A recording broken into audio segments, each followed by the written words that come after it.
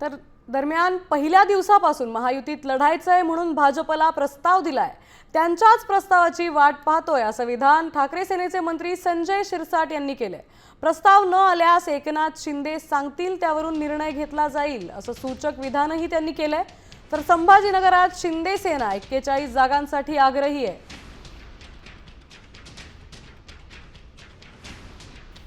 आम्हीही त्यांच्या प्रस्तावाची वाट पाहतोय आणि तो आल्यानंतर आम्ही पहिल्या दिवसापासून सांगतो की आम्हाला माहितीमध्ये जागा लढायच्या आहेत। जो तो समाधानकारक असेल तर निश्चितच माहिती या ठिकाणी होईल।